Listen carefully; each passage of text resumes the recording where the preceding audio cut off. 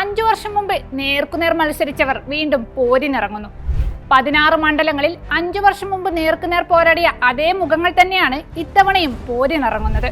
ഇത്തവണത്തെ നിയമസഭാ തെരഞ്ഞെടുപ്പിൽ വിജയം ആർക്കൊപ്പമാകും? തോറ്റവർക്ക് പകരം ചോദിക്കാനും ജയിച്ചവർക്ക് അതൊന്നുകൂടി ഉറപ്പിക്കാനുമുള്ള അവസരമാണിത്. 10 വർഷത്തെ ഭരണവും രാഷ്ട്രീയ കൂടുമാറ്റവും ഈ തെരഞ്ഞെടുപ്പിൽ എങ്ങനെ പ്രകടമാകുമെന്ന് കാത്തിരുന്നു കാണാം.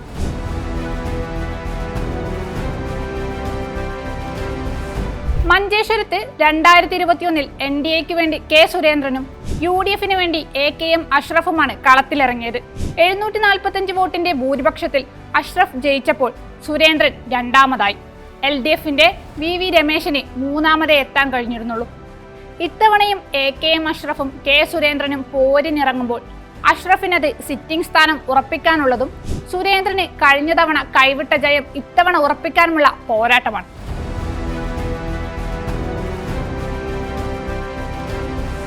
സുൽത്താൻ ബത്തേരിയിൽ കഴിഞ്ഞ തവണ LDFനായി MS വിശ്വനാഥനും UDFനായി IC ബാലകൃഷ്ണനുമാണ് മത്സരിച്ചത്.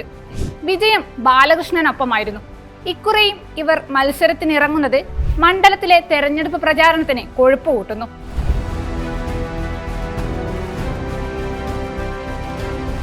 കുറ്റ്യാടിയും ഇത്തവണ ക്ലാസിക് പോരാട്ടത്തിനാണ് സാക്ഷ്യം വഹിക്കുന്നത്.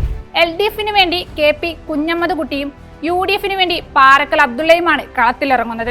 2021 വെറും 333 വോട്ടുകളുടെ ഭൂരിപക്ഷത്തിനാണ് KP കുഞ്ഞമ്മദ് കുട്ടി നിയമസഭയിലെത്തിയത്. അതാകട്ടെ കേരളത്തിൽ രേഖപ്പെടുത്തിയ ഏറ്റവും കുറഞ്ഞ ഭൂരിപക്ഷങ്ങളിലൊന്ന്.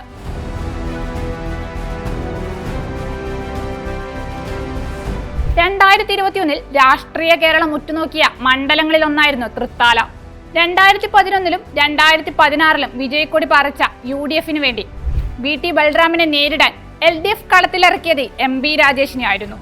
അന്ന് ബൽറാമിനെ അട്ടിമറിച്ച് MB രാജേഷ് വിജയിച്ചു. തൃത്താല ഇത്തവണ ആരെ തുണയ്ക്കും?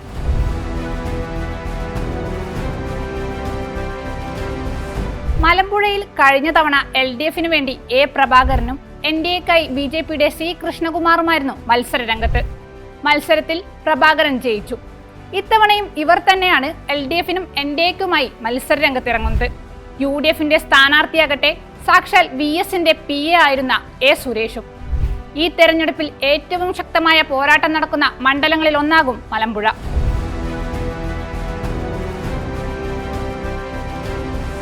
ഇരിങ്ങാലക്കുടയിൽ കഴിഞ്ഞ തവണ LDFന് വേണ്ടി R ബിന്ദുവും UDFന് വേണ്ടി തോമസ് ഉണ്ണിയാടനും തമ്മിലായിരുന്നു പോരാട്ടം.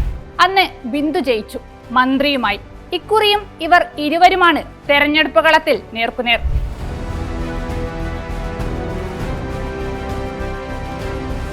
കളമശ്ശേരിയിൽ LDFനായി P രാജീവും UDFനായി അബ്ദുൾ ഗഫൂറും കഴിഞ്ഞ തവണ മത്സരിച്ചപ്പോൾ 15,336 വോട്ടിന്റെ ഭൂരിപക്ഷത്തിലാണ് രാജീവ് ജയിച്ചത്. ഇത്തവണയും മണ്ഡലത്തിലെ പോരാളികൾ ഇവർ തന്നെയാണെന്നത് പ്രചാരണത്തിന് ആവേശമുയർത്തുന്നുണ്ട്.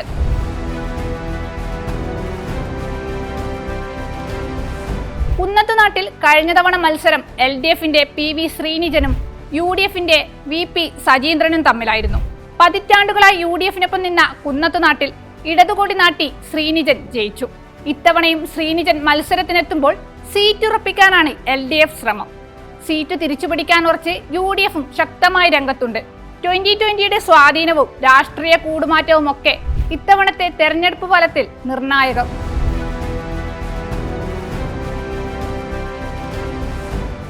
കോതമംഗലത്ത് 2021 LDFന് വേണ്ടി ആന്റണി ജോണും UDFന് വേണ്ടി ഷിബു തെക്കുംപുറവും തമ്മിലായിരുന്നു മത്സരം. 6605 വോട്ടിനാണ് ആന്റണി ജോൺ ജയിച്ചത്. 5 ആണ്ട് മുമ്പ് നഷ്ടമായ മണ്ഡലം തിരിച്ചുപിടിക്കാനുള്ള പോരാട്ടത്തിന് ഷിബു തെക്കുംപുറം അരയും തലയും മുറുക്കുമ്പോൾ സീറ്റ് നിലനിർത്താനുള്ള അക്ഷീണ പ്രയത്നത്തിലാണ് ആന്റണി ജോണും LDFും.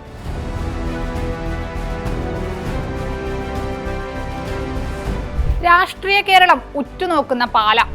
ജോസ് കെ മാണിയും മാണി സി കാപ്പനും തമ്മിൽ മത്സരിച്ചപ്പോൾ പാലായിലെ ജനങ്ങൾ മാണി സി കാപ്പനൊപ്പം നിന്നു. 1967 മുതൽ 2019 മരണം വരെ KM മാണിയായിരുന്നു പാലായുടെ MLA.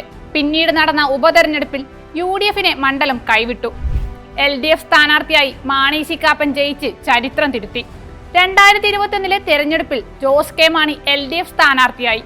പിന്നാലെ പതിറ്റാണ്ടുകളോളം ഇടതുമുന്നണിക്കൊപ്പം നിന്ന മാണി സി കാപ്പനും അനുയായികളും UDF-ലെത്തി. തെരഞ്ഞെടുപ്പിൽ കോപ്പ് കൂട്ടിയിട്ടും മാണി സി കാപ്പന്റെ വിജയം തടയാൻ ആയില്ല.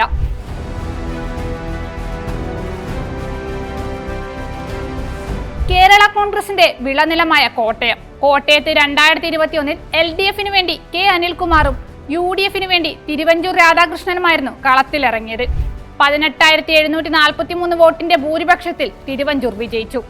ഇക്കുറിയും അനിൽകുമാറും തിരുവഞ്ചൂരുമാണ് ഇരു മുന്നണികൾക്കും വേണ്ടി അംഗത്തിനിറങ്ങുന്നത്.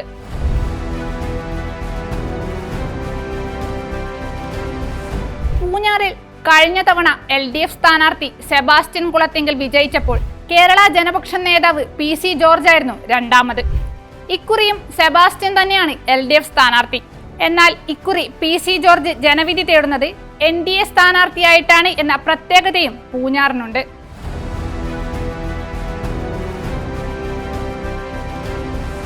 അരൂരിലും കഴിഞ്ഞ തവണത്തെ എതിരാളികൾ തന്നെയാണ് ഇത്തവണയും പോരിനിറങ്ങുന്നത്.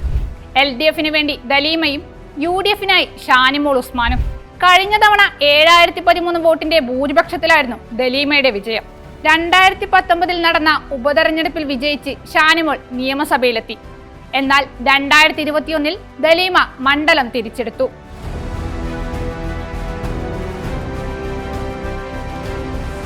ചവറയിൽ LDF സ്വതന്ത്രനായി സുജിത് വിജയൻ പിള്ളയും UDF-ന് വേണ്ടി RSPയുടെ ഷിബു ബേബി ജോണുമായിരുന്നു 2021 ഏറ്റുമുട്ടിയത്. അന്ന് ഷിബു ബേബി ജോണിന് അപ്രതീക്ഷിത തോൽവി ഏറ്റുവാങ്ങേണ്ടി വന്നു. ഇക്കുറിയും ഇവർ തന്നെയാണ് തെരഞ്ഞെടുപ്പ് കളത്തിൽ.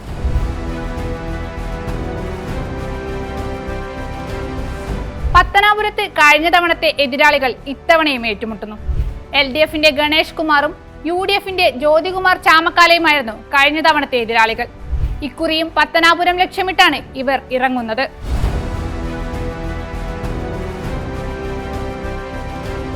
ചടയമംഗലത്തെ ഇത്തവണത്തെ പോരാട്ടം LDF-ന്റെ J ചിഞ്ചുറാണി UDF-ന്റെ നസീറും തമ്മിലാണ്. കഴിഞ്ഞ തവണ 13,678 വോട്ടിനായിരുന്നു ചിഞ്ചുറാണിയുടെ വിജയം. ഇന്ന് ഭൂരിപക്ഷം ഉയർത്തുമോ കുറയുമോ അതോ അട്ടിമറി നടക്കുമോ എന്നും കണ്ടറിയാം.